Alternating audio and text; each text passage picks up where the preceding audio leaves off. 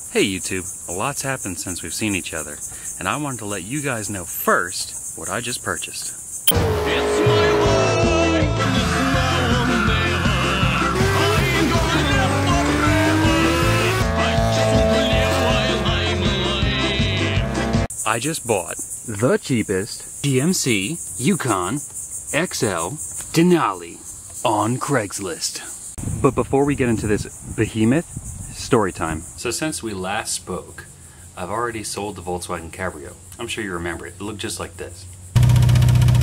We did find out after doing the compression test that it had basically zero compression on a few cylinders. Upon further thought, it suddenly hit me that the car's been stored for 17 years, hasn't moved. It's been in a dry location, but dryness was key. That kept the rust off, but unfortunately it also destroyed the rings. That's why we had so much smoke on startup, blue smoke specifically. The option came down to, do I want to sell it or do I want to completely pull apart the engine, do the rings to make a little bit more profit at the end of the day? I chose to sell it, obviously, right? It's what I do. Put it up on Craigslist, and I think it was like 2 days later, a guy bought it for 600 bucks. So I paid 300 bucks for it, I put a battery in it and spark plugs. It's not a whole lot of profit, but it is profit. I'm not a greedy person. So you're probably wondering, why did you buy such a large vehicle? Well, a couple reasons, actually. Let's start with the elephant in the room. Why hasn't Leon been in the videos? Leon has started a new life up in Georgia. He's reopened his shop up there for better business, and we wish him the best. But since he has left us, it means that we don't have a truck to haul vehicles that don't run or drive correctly to my house or to the shop to work on. Nor do we have a trailer in which to use.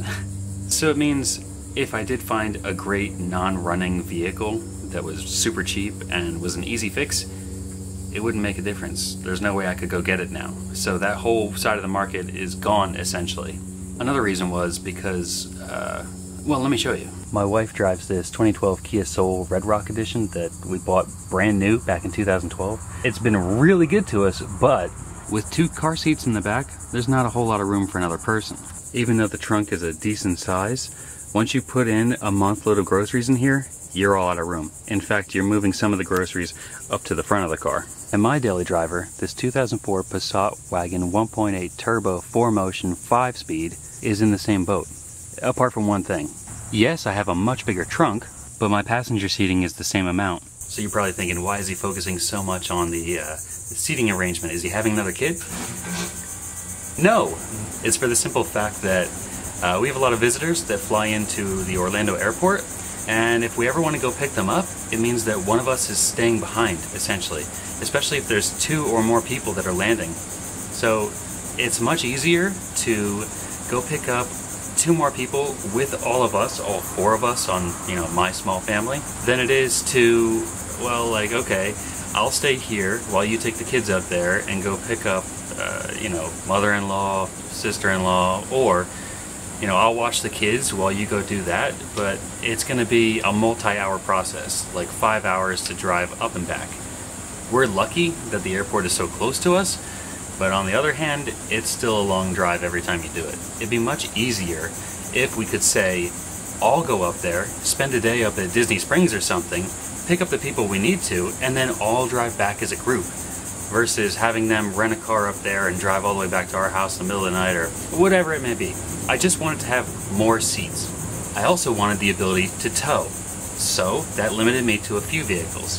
I could either get a normal Yukon, a Tahoe, an Escalade, or I can move into the bigger size, like a Suburban, a Yukon XL, or an Escalade, what is it, ESV or ELT, whatever the longer one is. And as I started looking into the market of them, because it's not like we haven't bought Suburbans and Yukons on here, suddenly they were, for me, it made a difference. So it meant that, yes, I could buy a normal Yukon or a normal Tahoe, but the third row, which is hard to find in general, is like, it's like this much room for your feet. It's not comfortable. If you're gonna buy a massive vehicle anyway, why not go all the way, right? So then we narrowed it down to the Suburbans, the Yukon XLs, and the Cadillac, which was impossible to find in my price range. It was simple. We were down to Suburbans and Yukon XLs. I knew about the Denali at the time, but it was so far out of my price range that it was never gonna happen. So I messaged a bunch of Suburbans with leather interiors, again, because I had kids, I got to think about all this. Leather is so much easier to clean than cloth. Basically, the lowest I could get them down to for a decent one, which ran and drove, was like $1,500. You're probably thinking, wow, that's really cheap. Yes, I could have gotten an older Suburban if I wanted to, but I wanted to stick with the LS. I like the architecture of that motor. I like the fact that the 5 or 6 that we bought this year alone have all ran amazing. Well, except for the Tahoe with the rod knock. Well, let's not worry about that. And then this ad showed up. 2002 Yukon Denali XL, 1300 or best offer. What? There's no way that can be right. I checked the listing. It's been up for 27 days. This doesn't make any sense. How could something like this not have sold already? 6.0, all-wheel drive, everything works. 1300 or best offer, need gone. I have to know if it's real. So I sent the owner a message. Didn't hear anything back. Next day, I'm panicking at work. You know, my desire to buy and sell vehicles is jonesing right now. So I call him up at lunchtime. He answers on the second ring. Nobody answers Craigslist calls. So I start talking to him, and I'm like, is this real? He goes, yeah, it's real. It's like, and you still have it? He's like, yeah, I still have it. When can I come take a look at it? Anytime. Okay, well, you're 3 hours away from me. 186 miles away on the other side of the state. It's not just as simple as like, yeah, I'll drive by after work.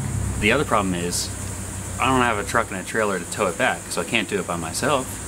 So I needed to have someone go with me. Lucky enough for me, I have a wonderful wife willing to sacrifice her evenings and sleep just for somebody like me. We were also fortunate enough to have my mother-in-law down, who was able to watch the kids while we went on this evening journey. What had happened was, my wife picked me up from work, and then we drove all the way across the state. Got to the vehicle around 8:30 at night. I don't want to say that there were no hiccups.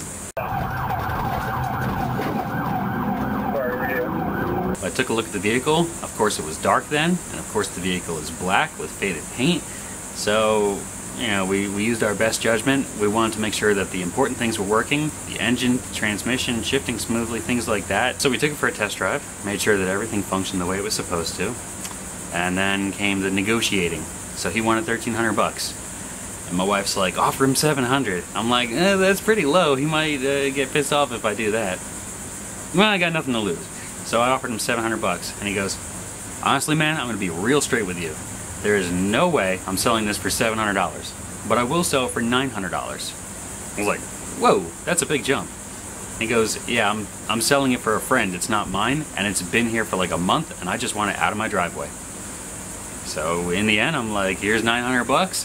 Thank you very much. Let's go drive this thing 186 miles back. So we drove down to the nearest gas station. I put $60 in it. It got me to like 3/4 of a tank, something like that. Drove the entire trip home, listening to the beautiful Bose sound system in that truck. It's awesome. Had the air conditioning on, but there was a problem with the front fan. It's oscillating between like defrost blowing on my face and blowing on my feet. So we are going to be fixing that very, very shortly. The AC does seem to work. I think it needs a charge anyway, so we'll check into that as well. The driver's side window doesn't go down, but the rest of them do, so that's something. All in all, I'm super pleased with it. Let's go take a look. I suppose we should start with the outside of the vehicle. That little license plate cover down there and the whole mounting bracket for it, we're going to take that off real soon. The paint is absolutely shot. It's been redone at some point, and they did a terrible job of it. I'm not really sure why it's fading in this specific pattern where it follows this, almost like they had, you know, a long chrome accessory that went on it, like a Bel Air would have or something. The hood's totally gone. Let's just say that all the paint is shot right now. It's been sideswiped a couple times, but no actual dents going down the side, except for right here. Also down here, I'm guessing that they backed up into something, and that's probably why they replaced this tail light. I hate these tail lights in general. I don't care for them at all. It's the same on the other side. So I imagine whenever they did that damage, They just bought a set of taillights and then replaced them both. So we're going to try and find some stock Yukon Denali XL taillights. I think they're the same as the Yukon XL, but I'm not sure, but we'll find out. I was told the previous owner never used the hitch for towing because he used it to haul his whole family. I guess we could take a look at the back since we're here. I'm pretty lucky that these hinges still function because we've had a few of them come by here that don't.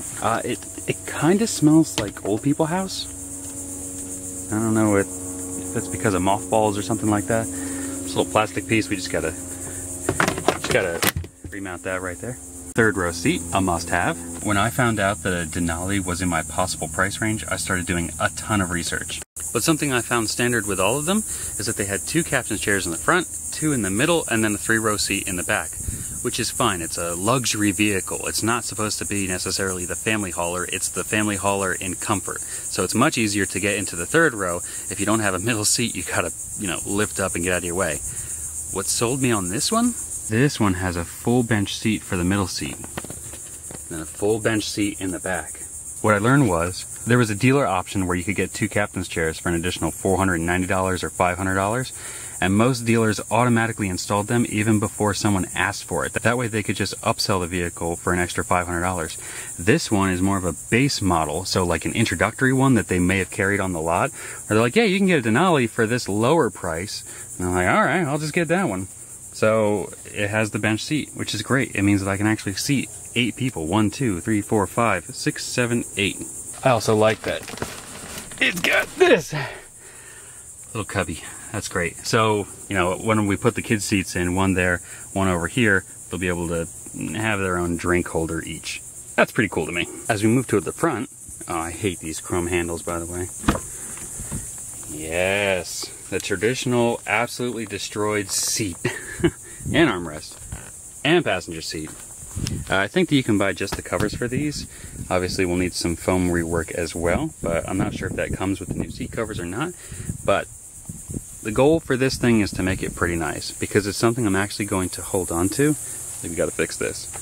Because it's something I want to hold on to and I want to present to others as, yes, this is my family hauler. This is how I choose to carry my children around. This is how I use to pick up new project cars, things like that. I want to be proud of it. Should also point out that it's got them old Cadillac rims on it, which are cool, I guess. So we're going to have the paint redone. We're going to fresh up the interior. I'm going to change every fluid I possibly can on the engine and transmission. I bet some of you are saying that there's no way that I bought a Yukon XL Denali with a 6.0 for $900. Well, I'll prove it to you right now. See, it says Vortex 6000. No, I know that that's not just an indicator, because a lot of people take these out and swap in a 5.3 or worse, a 4.8. But what you need to do is take a look down here at that casting number on the head that says 317. So we got ourselves a 6.0, which is great, actually. I need to lube up this latch and receiver because it sticks. It's actually a 2-person process. Oh, it looks like a brand new alternator. It's pretty clean. It leaks a little bit of oil, I'm guessing from the rear main seal, but we're just going to keep a close eye on it, make sure that nothing terrible is actually happening inside the engine from, like a lack of oil. I want to clean the throttle body, I want to change the oil, I want to change the transmission fluid, flush the coolant system, everything. I want this thing to run as new as it possibly can, which probably means new spark plugs and things like that. Luckily, it's not an impossible job to do on these like it is the older 5.7s. And just a funny side story, coming back, this time in Florida, it is Bug City on the highway, and basically your windshield gets destroyed. Here you can see a little bit of what I'm talking about right now. So, we're, let's say, 2 hours into the trip, and I hit this enormous dragonfly. Well, time to see if the wipers work. They work, but no fluid. So we're gonna have to pick up some fluid sometime real soon. That basically covers it. We'll go into driving it and going fast and all that crap at a much later date. I'm not too interested in destroying this thing just yet, and I just want to let you guys know that this is going to be the new daily driver, as big as it is. Probably wondering what's going to happen to the Passat. It's going to have to go. Thank you so much for watching this update episode of $1,000 Car Guy. Stay tuned, we're going to have a lot more to show on the Yukon. Yeah, I'm already diving into it this weekend. All right, see you on the next one.